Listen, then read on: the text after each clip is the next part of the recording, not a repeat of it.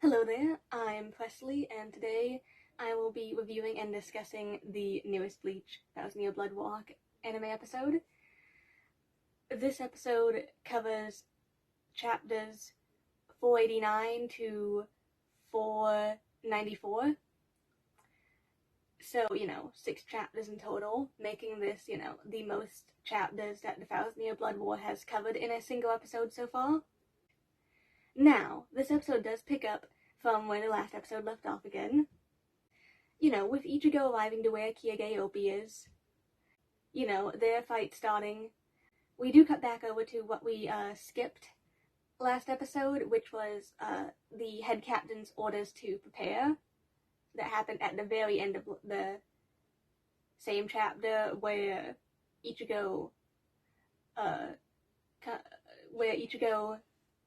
arrives to where Kyuubi is, so very, very good. So that's good, at least, that we've finally, gotten that animated. Now, so far, each of the 3 episodes has cut out a bit from the manga here and there. Honestly, not really anything too big so far. This episode, however, they do cut out the entirety of the lieutenant's meeting. Now, if them cutting out these scenes does ultimately lead to them having more time in episodes later on to sort of expand certain fights, then that's not really too bad of a thing. I'm a bit disappointed that they skipped the lieutenant's meeting. I really like the lieutenant's meeting for reasons. The opening plays, we cut back over to Ichigo versus Kyuubi.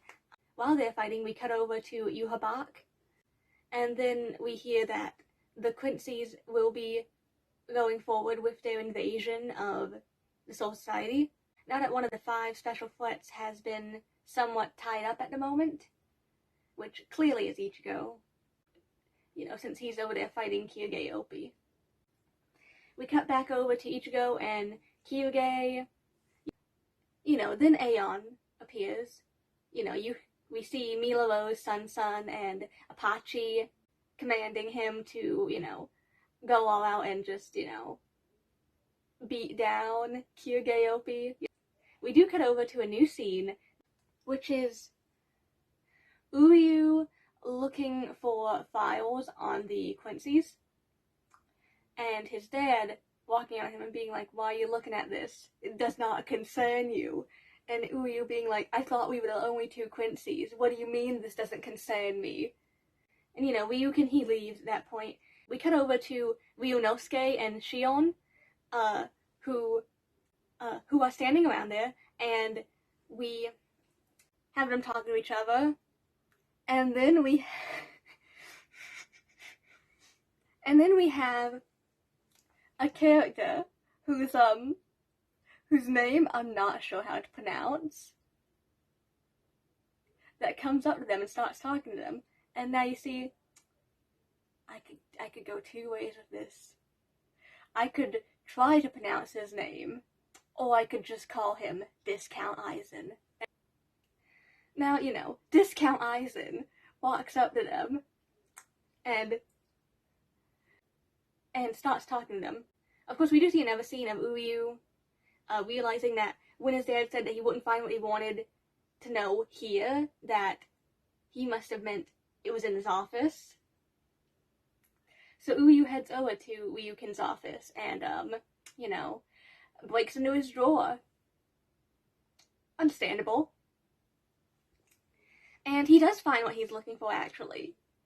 While Uryu is reading these files, we cut it back over to Discount Aizen giving a quick explanation about sort of what's going on between the Soul Reapers and Quincy's, or like a brief glance back into what happened, After he's done talking, we cut back over to Uryu. Ryukin walks in, and it's like, "I thought I told you this was none of your business." And Uryu is understandably upset, because, all this has been kept from him up to this point. Like, I can't believe you wouldn't tell me about all this. So he's clearly upset. He's clearly angry. So, he storms out. Then we cut back over to the fight, and Kyuubi, he takes down Apache. He starts absorbing all the reishi around there, which, includes him just destroying Aeon.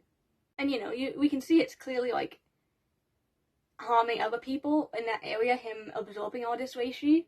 So, of course, Ichigo, in true Ichigo fashion, breaks the guy's halo. They clash weapons for a bit, and then we cut over to a scene that I have been waiting a while for them to animate. And that I dreaded the fact that they would be animating it soon. And you'll know why in a moment. We see Discount Aizen still chatting up, with Ryunosuke and Shion. And then the pillars of light break out. We see Yuhabak floating in the air, Oh, goodness. And you see the pillar of lights everywhere. Glimpses of all the lieutenants, and captains at their respective locations. We cut over to the 3rd Division. Lieutenant Izuru Kira turns over to the analysis expert they have with him and is like, is it a match? And he's like, yeah, it's pretty much a dead-on match almost. For them to realize, yeah, it's a Quincy, because would it be anything else at this point?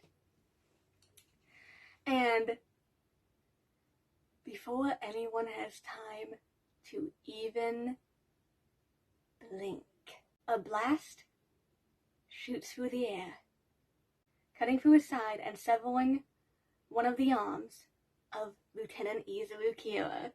So Izuru goes down. He goes down. He's oh poor Izuru. It's not a good day for Izuru at all. Of course, the person behind it just rushes out of the pillar of light. No, wait, the pillar of fire, I mean. Rushes the 2 heads of the division members he ran out and grabbed a hold of. He then shoots back at another one. We see his hood fall off, revealing that it is in fact Basby. And, Basby goes about killing off, the other 3rd Division members that are there. And of course we move over to an overhead shot of all the Stanwitters that are there. And we get a brief bit of Yugrum talking, basically stating, yeah, we're going to eliminate you all. So yeah, that's where the episode ends. And yeah, I can definitely see that the reason why they wanted to get through 6 chapters this episode was definitely to get, like, up to the impactful moment of Lieutenant Izuru Kira being taken down, obviously. Like, that's a strong moment to end an episode on, honestly.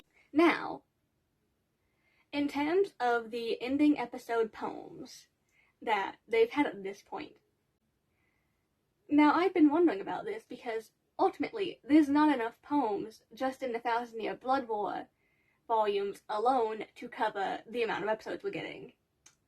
And so you'd think, is the poem going to be from volume 57? No. The poem appears to be a new poem as far as I'm aware of. I don't recall this poem being from any other volume at any point, at least as far as I'm aware. I could be wrong about that, but I'm pretty sure it's an entirely new poem. To be honest, I'm not entirely sure who the poem is supposed to be from the perspective of. If I had to take a guess, I'd say probably either Rukia or Captain Hitsugaya, because it is a poem that mentions ice and, like, frost. Now, the voice does sound very much like Captain Hitsugaya, so I'm going to assume that it's meant to be from the perspective of Captain Hitsugaya. I know that there is a volume that does have a poem for Captain Hitsugaya in it. I just can't remember whether this is that poem or whether this is a new poem for Captain Hitsugaya, if that's who this is supposed to be from the perspective of. If this is just the addition of the poem from the one volume he was on the cover of, then that's cool. If it's a new poem for him, that's also really cool, Overall, I feel like the pacing wasn't as rushed as it could have been, which is good. Like, the pacing was definitely a bit rushed here and there, but, like, I don't feel like it was so, like, noticeably rushed, or at least as far as I could tell, that, But then again, I'm a pretty fast reader, so I read through the manga chapters, like, pretty quickly whenever I pick up the volumes to reread, so, that might just be like a thing with me personally to where I don't feel like it's rushed, but other people might feel like it's rushed. So, now, this episode, honestly, really good. I really enjoyed this episode. I found it very enjoyable. I love that they got to that moment. Like, I was thinking we weren't going to get it till next episode, but we got it this episode, and oh, poor Izuru. I feel like it was really well executed. Like, at least this moment was, this moment was really well executed in my opinion. And yes, it seems like this was just an unfortunate day overall for the 3rd division. Well, I think I'm gonna end the review here, you know? I just want to thank you for watching. I, hope you have a wonderful week, and I'll see you in the next review. Bye!